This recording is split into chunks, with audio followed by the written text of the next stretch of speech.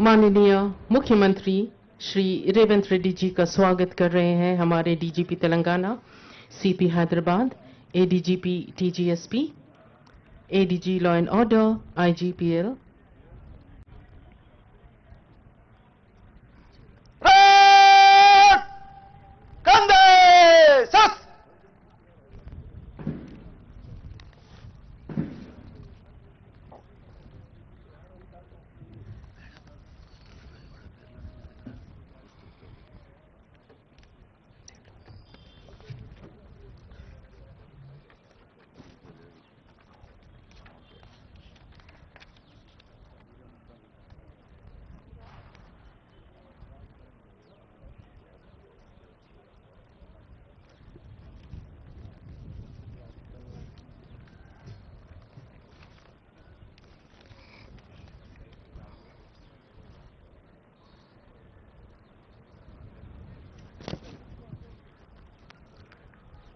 గౌరవనీయులైన ముఖ్యమంత్రి గారికి నమస్సులు.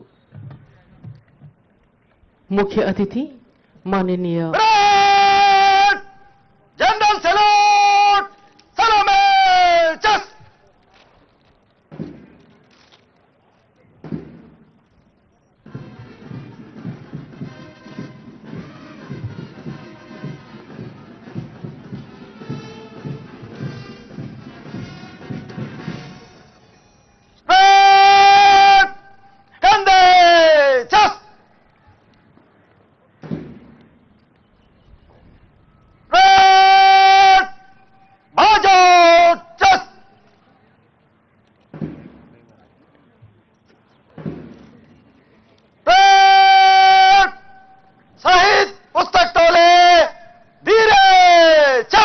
समारोह मैदान में शहीद पुस्तक टोली का आगमन। शहीद पुस्तक त्याग, समर्पण, निडरता तथा सर्वोच्च बलिदान की प्रतीक है।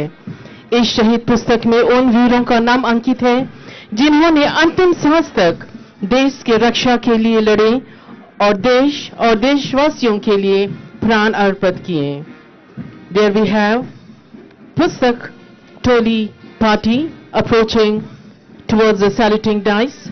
The team would be handing over the Shahid Pustak to Honorable Chief Minister, sir.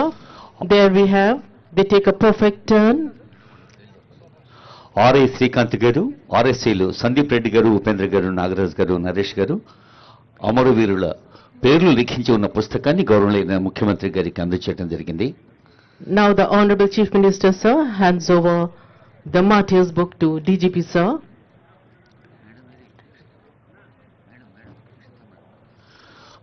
ఆ పుస్తకంలో ఉన్నవి కేవలం అమరవీరుల పేర్లు కావు, వారి త్యాగాల.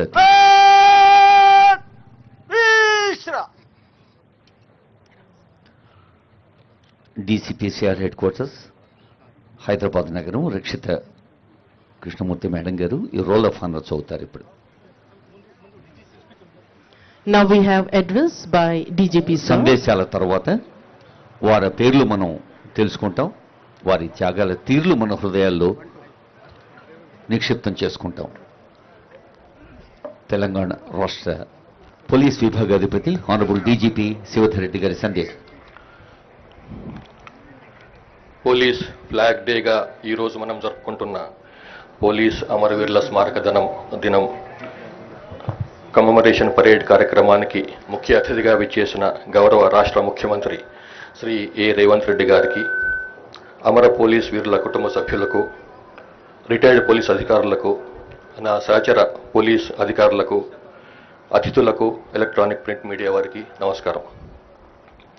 భారత్ చైనా సరిహద్దుల్లో 1959లో దేశ భద్రత కొరకు ప్రాణాలను అర్పించిన వీర పోలీసుల త్యాగాలను స్మరిస్తూ ప్రతి ఏటా 21 అక్టోబర్ నాడు మనము పోలీస్ స్మారక దినంగా జరుపుకుంటున్నాం.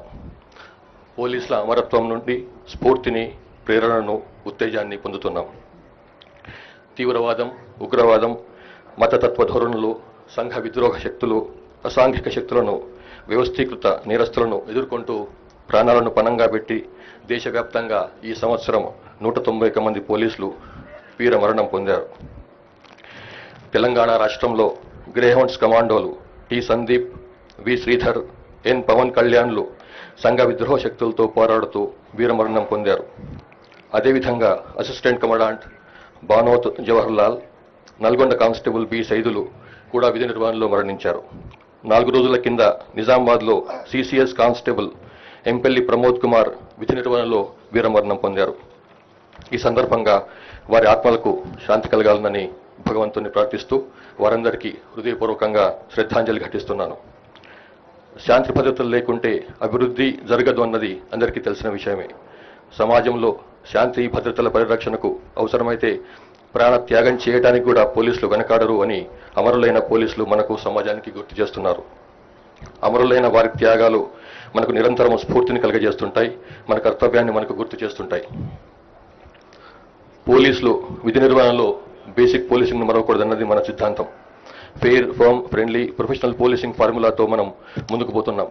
చట్ట ప్రకారం అందరినీ సమానంగా చూస్తూ నిష్పాక్షికంగా వ్యవహరించడం ఫెయిర్ పోలీసింగ్. పక్షపాతం లేకుండా చట్టాలను అమలు చేస్తూ శాంతి భద్రతలను కాపాడటం ఫర్మ్ పోలీసింగ్. మనం చేసే మంచి పనులు, సరైన పనుల వలన ప్రజల విశ్వాసాన్ని, స్నేహాన్ని పొందటమే ఫ్రెండ్లీ పోలీసింగ్. నేరాలు జరగకుండా ప్రివెన్షన్ చేస్తూ, నేరాలు జరిగితే చక్కటి ఇన్వెస్టిగేషన్ చేసి నేరాలను డిటెక్ట్ చేస్తూ చేయటం, దాని కొరకు మన నైపుణ్యాలను, స్కిల్స్ను ఎప్పటికప్పుడు పెంచుకోవటం, జవాబుదారీతనంతో ప్రవర్తించడం professional policing. Beat patrolling, visible policing, నిఘా, తక్షణ స్పందన, నేరాల నియంత్రణ, పబ్లిక్ ఆర్డర్ నిర్వహణ, కమ్యూనిటీ పోలీసింగ్ను నిర్వహిస్తూ బేసిక్ పోలీసింగ్ ద్వారా ప్రజల విశ్వాసాన్ని, నమ్మకాన్ని మనం సాధించుకోవాలి. బేసిక్ పోలీసింగ్కు సైన్స్ అండ్ టెక్నాలజీ, ఆర్టిఫిషియల్ ఇంటెలిజెన్స్ను జోడిస్తే పోలీసింగ్లో చక్కని ఫలితాలు సాధించవచ్చును.